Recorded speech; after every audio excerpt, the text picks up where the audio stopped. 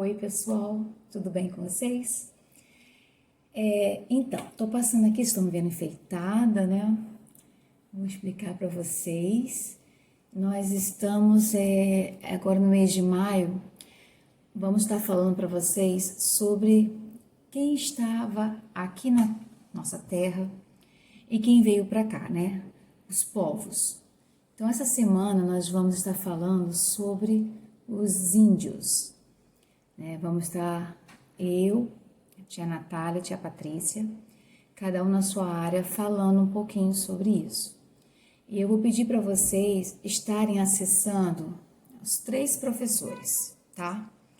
Mas só quem é da ECO vai fazer o trabalho de ECO.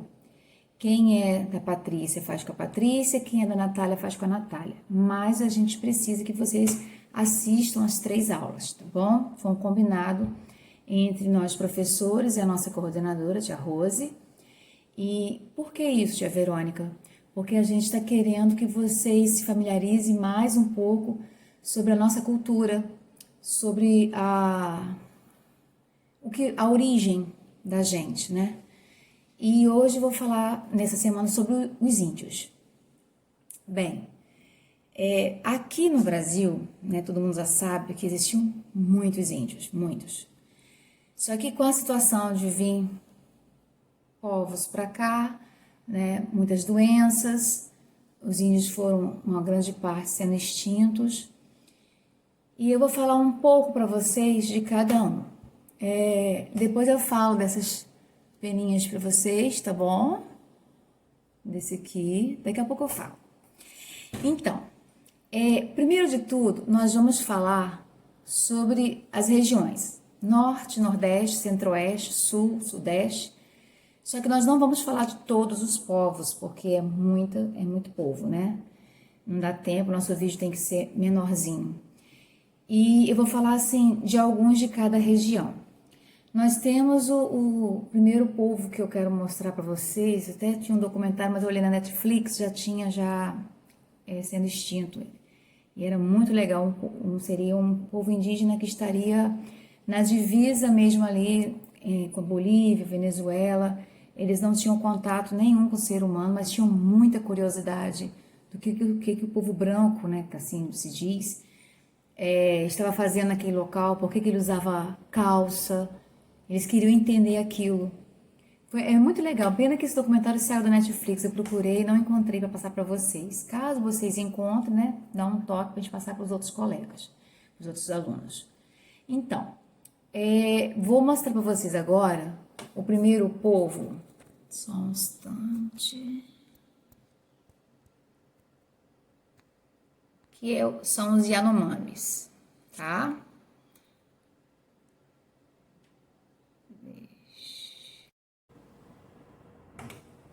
Vamos lá. Esse primeiro povo que você está vendo aí são os Yanomamis.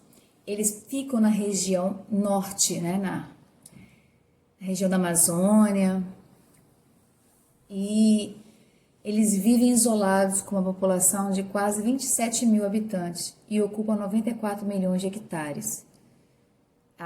E o que eles fazem? As plantas que eles cultivam, eles servem tanto para alimento como para medicamento nas construções das suas casas. Eu aqui vou falar casas para a gente entender, tá? Porque cada tribo tem a sua língua para se falar. Uns falam oca, outros falam outro nome. Então vamos falar casa no nosso linguajar, tá bom? E aqui vocês vão ver também uma criança, Yanomami, bonitinho. E vamos ver também o povo Ticuna, os índios Ticuna, que também é o maior povo amazônico. Soma em torno de 53 mil pessoas.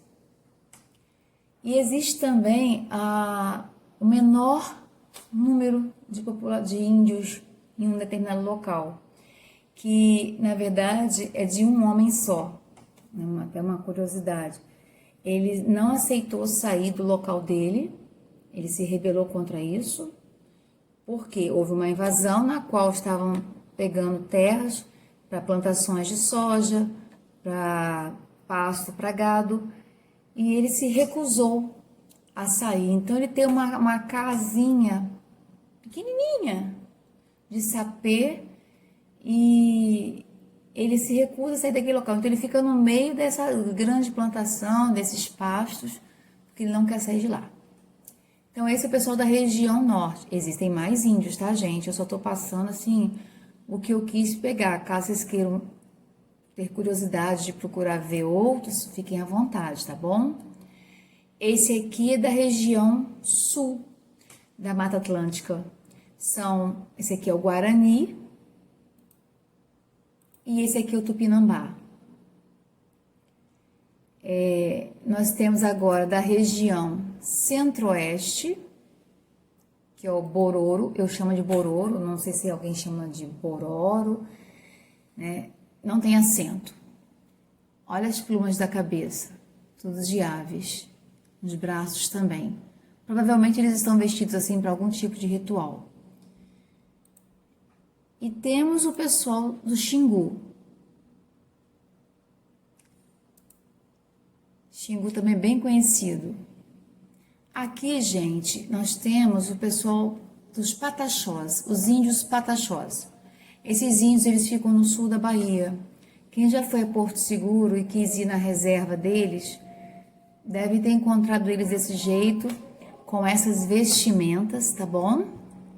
E o que acontece? Esse aí é o pajé da tribo, na qual a gente chama de incenso, né?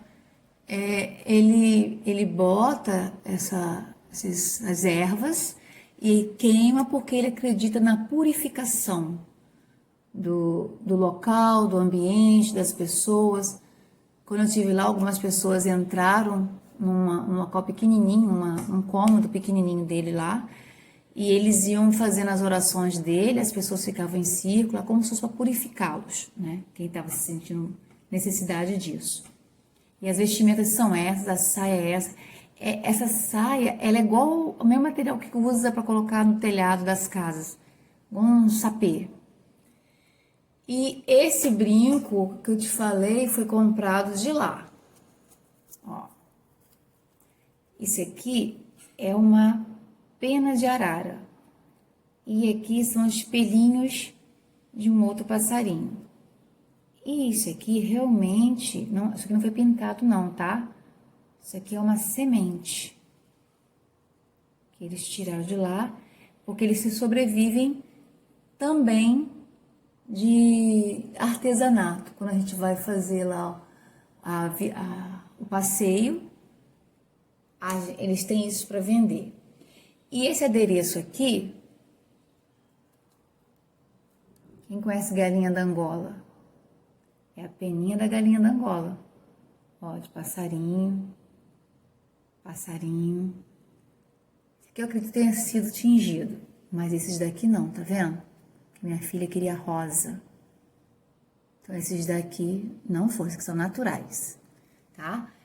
E assim, olha, sementinhas. Tudo é sementinha. Sementes também. Tá vendo? Sementinhas. Então, eles também têm um ritual. Vou ver se eu consigo colocar para vocês no canal, para vocês estarem assistindo o ritual deles também. E por último, nós vamos falar do índio da nossa região. Aqui, Macaé, Campos, quem é do Espírito Santo, São Mateus para cá, quem é de São Pedro Aldeia, Búzios, né? Essa região toda aí foi habitada pelos índios Goitacá, que deu origem à cidade de Campos dos Goitacazes, né? Porque uma boa população mesmo de índio Goitacá vivia naquela região ali do Paraíba do Sul. Ali tinha lugares de muitos lagos e eles eram índios altos, fortes, diferente dos demais índios. O que nós temos deles é um pouco dessa imagem, tá? E uma desenhista na época, de acordo com os ossados que eles encontraram, ela desenhou isso aqui. Foram fazendo as caricaturas dele, né? Eles eram altos, eles eram fortes, eles eram grandes nadadores, porque ali era uma região de muita água, muito rio, muito lago, né, lagoa, e eles gostavam muito, eles corriam muito, eles eram muito velozes, e goitacás significa corredor, nadador, ou caranguejo grande, comedor de gente. Vou desmistificar esse comedor de gente, porque muitas pessoas acham que eles são canibais, eles eram canibais, tá? Por que eu tô falando mais, enfatizando mais o Goitacás? Porque nós moramos aqui, muitos nasceram aqui ou nasceram nessas regiões próximas. E é legal saber um pouco da cultura da gente aqui, tá? Na nossa região sudeste. E o que existiam outros também, tá, gente? Mas existem também até hoje no Espírito Santo, em outras regiões. Mas o Goitacá, ele foi extinto. Por quê? Com a vinda dos portugueses para cá, com as capitanias hereditárias, eles vieram e começaram a invadir as terras. E aqui, para quem já estudou, tem a capitania hereditária de São Tomé. E tanto é que em Campos existe o farol de São Tomé, né? E as pessoas foram invadindo as terras, eles não tinham contato com os brancos, eles não queriam se comunicar. Quando havia uma troca, era diferente, eles não ficavam perto, eles colocavam no local que eles queriam trocar, saía, vinham os portugueses, colocava, saía, depois um trocava com o outro. Então, nenhum contato mesmo, assim, visual próximo. E o que acontece? Eles eram arredios, não queriam, não eram, entre aspas, submissos, né? Porque os portugueses foram invadindo, foram escravizando, né? Do jeito deles e botando para serviço deles, provocando muitas doenças. Eles não aceitavam muito isso. Só que com isso havia muitas revoltas, né? E o que acontece? Quando as pessoas que estavam aqui, os portugueses, tentavam caçá-los, isso um jesuíta que comentou, uma das coisas que eu estava estudando, eles corriam e eles nadavam como ninguém e entravam por locais que eram só o quê? Só água. E os portugueses não tinham condições de pegá-lo. Só que com essa invasão, muitas pessoas foram construindo, né, que vieram juntos com as capitanias, foram construindo seus sítios, né, passando seus pedaços de terra, invadindo a terra deles. Eles não entendiam nada, porque eles não se comunicavam, né, e porque também é uma invasão, que nem alguém invadir sua casa e querer fazer uma coisa na sua casa, no seu quintal, sem falar nada com você e sem a sua autorização. E aí, quando o índio ia pegar uma banana, um cacho de banana, ia pegar uma cana, as pessoas que tinham invadido achavam que quem estava invadindo eram os índios no pedaço de terreno deles. E eles capturavam os índios, eles batiam, eles prendiam. Com isso, quando eles conseguiam fugir, eles iam para suas tribos e contar o que aconteceu. Como eles eram, também uma coisa que eu esqueci de falar com vocês, eles tinham uma força extraordinária e sabiam manejar o arco com destreza. Então, por conta disso, eles conseguiam jogar os arcos com fogo para queimar as casas, porque os telhados eram os telhados de hoje em dia, né? Então pegavam fogo e eles ficavam achando injustiçados que os índios estavam sendo agressores com eles, e não eles com os índios.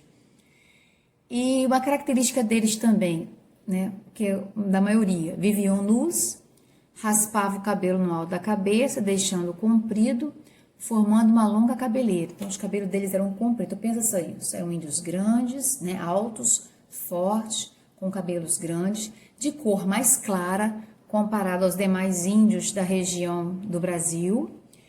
E não queria, e eles eram mais revoltados, eles não queriam que os portugueses, depois os franceses, né, que teve aquela da invasão, eles não queriam de jeito nenhum estar em contato com ele, não queria essa invasão. E o que acontece? Com isso foi criando-se atritos. Eles tinham o hábito de dançar e cantar em ocasiões festivas, usando genipapo para a pintura do corpo e penas de aves com as quais adornavam seus objetos. Olha que interessante, né? Como a maioria dos índios, a sua alimentação é de frutos, raízes, mel, de caça, e principalmente caça e pesca, ainda mais que era uma região de rio, né, com muito peixe. E eles não gostavam de beber água, eles eram supersticiosos, eles não bebiam água no caso de rios e lagoas, eles faziam cacimbas, olha outro diferencial. E o que acontece? Com o passar do tempo, eles foram trocando essas trocas deles, eles davam mel, davam cera, davam pescado, davam caça, davam frutos, e eles conseguiam em troca enxadas, foices, tá, aguardentes, miçangas que traziam, os portugueses traziam. Mas o que acontece? Eles também eles sofreram um massacre histórico muito grande por conta dessas invasões, dessas brigas que estavam existindo. Vocês acreditam que os portugueses, né, e os outros colonizadores estavam vindo para cá por saber que eles tinham tantas qualidades que eles não conseguiam nunca pegar os índios? Eles iam nas trilhas dos índios e colocavam as roupas de pessoas brancas que tinham ficado doentes. Como os índios não tinham defesa no corpo, ao passar pelas trilhas, aquelas roupas infectadas, os índios se contaminavam e eles morriam. E muitos levavam para a tribo também, com certeza. E com essa foi uma das situações da extinção dos índios Goitacá. Olha que tristeza, né? Calcula-se que era em torno de 12 mil e todos foram extintos. Agora, aos rituais.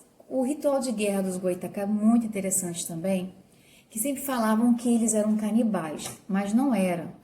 É que, assim, eles tinham a tradição de comer carne, sim, carne humana, mas eles não matavam para comer. Ah, vou matar aquele branco ali para poder comer. Não, não era assim. Quando alguém fazia algum mal para eles, eles faziam o quê? Eles pegavam, ficavam com aquela pessoa ali.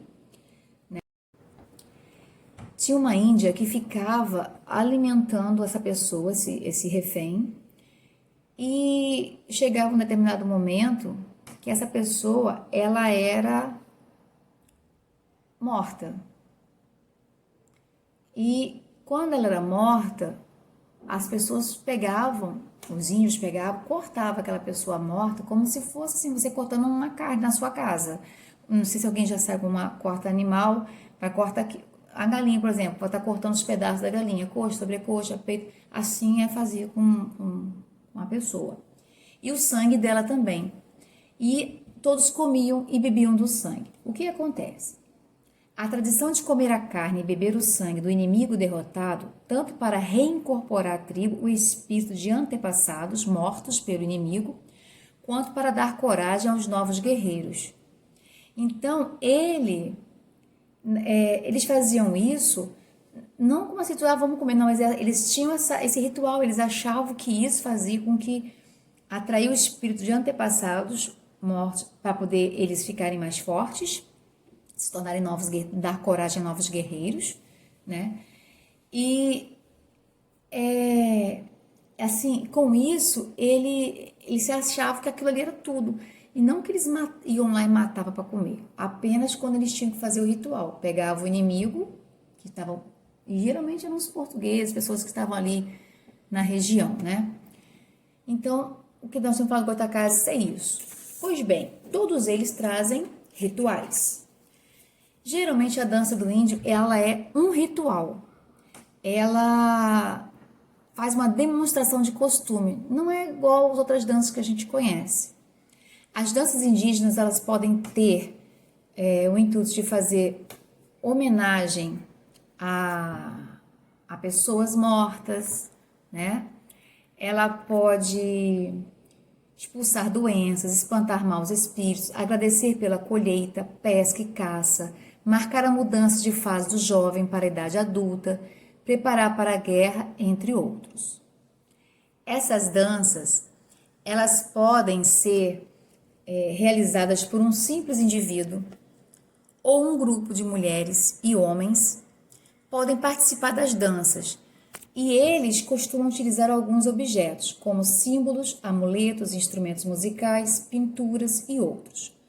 Os movimentos das danças são de caráter artístico, com passos, movimentos e balanços, com inspiração na fauna e na flora. Vou apresentar para vocês agora o grupo Quaru.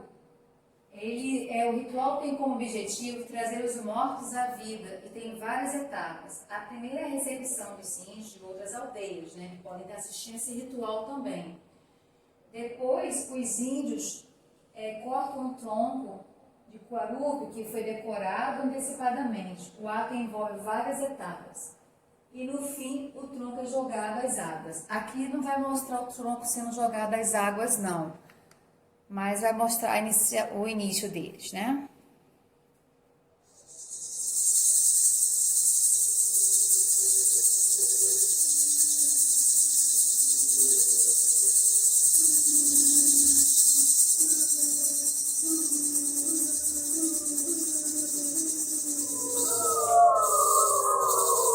Olha o tronco de árvore. Eles vão começar a enfeitá-lo. Isso tudo faz parte da dança. E como eu havia falado, toda dança indígena ela é cheia de rituais. Tem um objetivo, tem um porquê daquilo. No caso, isso daí com relação aos mortos. Eu quero que vocês observem o jogo de corpo deles. Braços, pernas, olha os pés. É como se estivesse amassando uma uva, né? Olha o braço, ó. E eles falam também.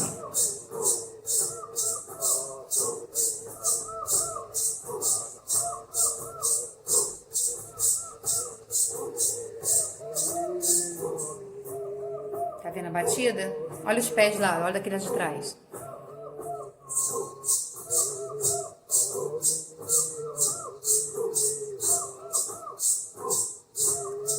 As índias do outro lado.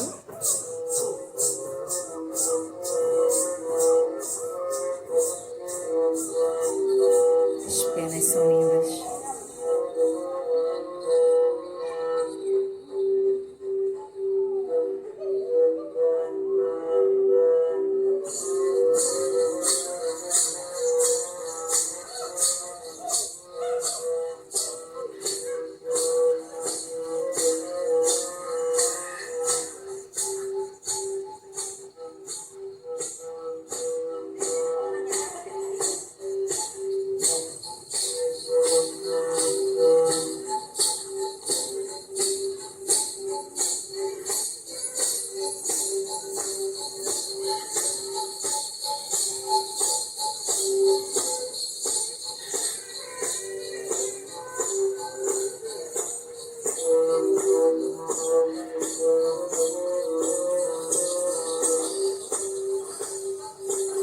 Olha a marcação. Certinho, ó.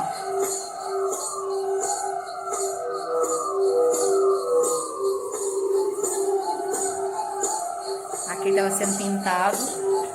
Entra pra guerra.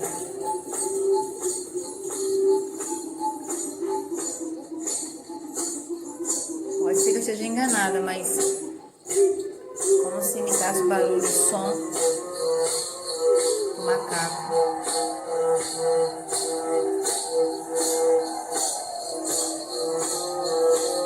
Não estão brigando, tá? Faz parte do ritual.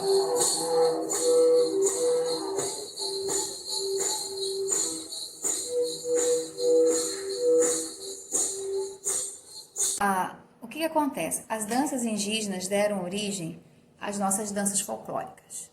Nós temos a dança da catira ou cateretê, jacundá, e temos também a dança caiapós. A dança cateretê ou catira, ela é uma dança típica brasileira, que apresenta características da dança indígena.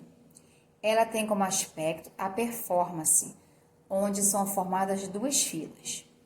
Nessas filas, elas podem ter duas filas de mulheres, uma fila de homem e uma fila de mulher, ou duas filas de homens, tá bom? E ela é feita ao som de palmas e de pés. Vocês vão reparar na dança que as palmas, elas não são assim, elas são assim, desse jeito. E o pé das batidas, tá bom? Lembra que eu falei dos índios que você faz sempre esse jogado de corpo? Você vai ver que a partir daí você tem a batida, tá bom? Então eu vou colocar para vocês no vídeo que vai ficar mais fácil de vocês entenderem. Nós temos também a jacunda, que é uma dança de roda também de origem indígena. A performance acontece assim: os dançarinos eles fazem um círculo e uma dupla fica no meio. Começa a dançar. O casal que dança no centro, ele precisa procurar sair desse círculo. Quem permitir desse círculo, esse casal sair, esse vai pro meio. Me fez lembrar, sabe de quê? Não sei se já brincaram aquela brincadeira do boizinho, que você segura a mão dos seus amigos e o boizinho que tá no meio tenta sair, você tenta segurar para ele não sair. Quando ele consegue escapar, você sai correndo atrás para pegar e quem pega vai pro meio para se transformar no boizinho de novo, né, no tourinho. Então, me fez lembrar um pouco disso. E aí, só que eles estão dançando, todos estão dançando, não deixa esse casal sair. Aquele grupo, aquela dupla que deixar o casal sair, pegar o lugar deles, eles vão pro meio. Então, essa é a dança da jacundá. E a caiapós, que envolve o curumim, que é o menino, e o cacique. O curumim finge que é perseguido pelo homem branco e acaba morrendo. Os outros índios, compostos por outros personagens, ficam em volta do corpo. A partir desse momento, o cacique entra e ressuscita o menino ao realizar magias. Aí, com isso, começa a dança deles também. Essa origem dessa base da história é dos índios caiapós. Após a chegada da civilização, foram espalhados para os estados brasileiros de Minas Gerais, Mato Grosso e Pará, tá?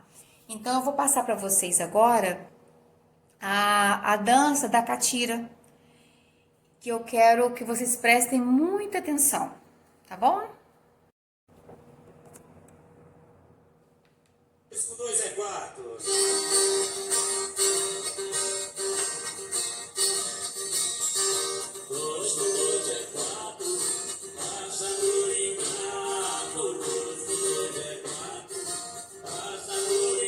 Sempre com uma moda de viola. Ah, sim, olha as vestimentas. Muito importante ter uma bota.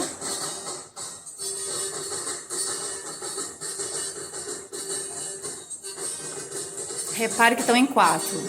Agora estão em 2, como a música fala.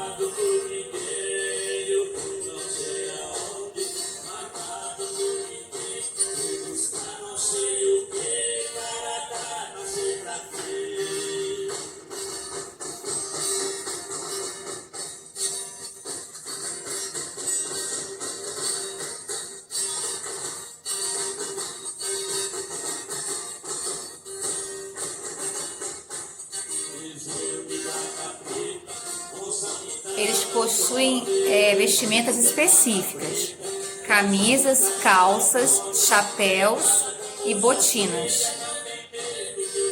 E a botina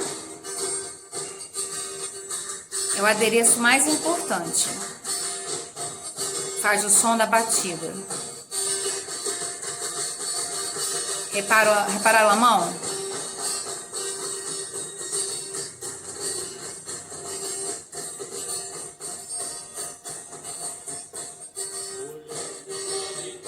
O lenço ele pode ser usado no pescoço ou na cintura.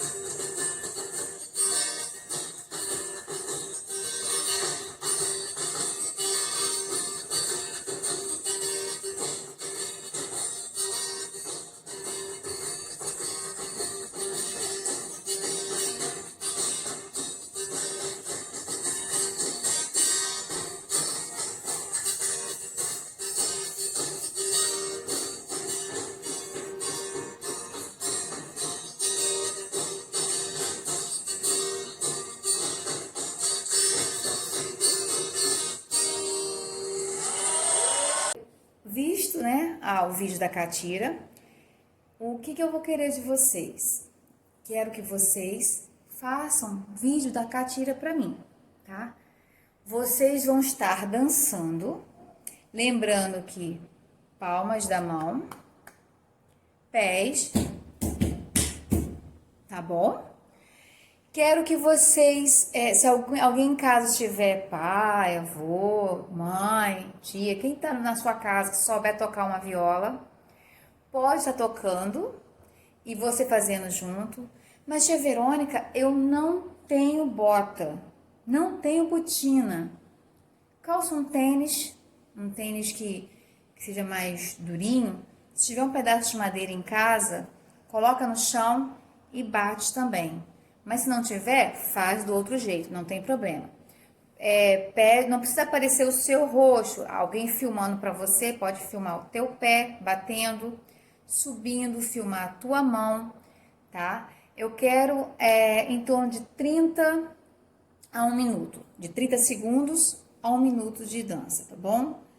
E procurem, por favor, mandar os vídeos pelo Clipe Escola, porque eu estou anotando quem está fazendo as tarefas, eu estou anotando até a tarefa da semana passada sobre equilíbrio, eu estou anotando o nome das crianças que estão fazendo, tá bom?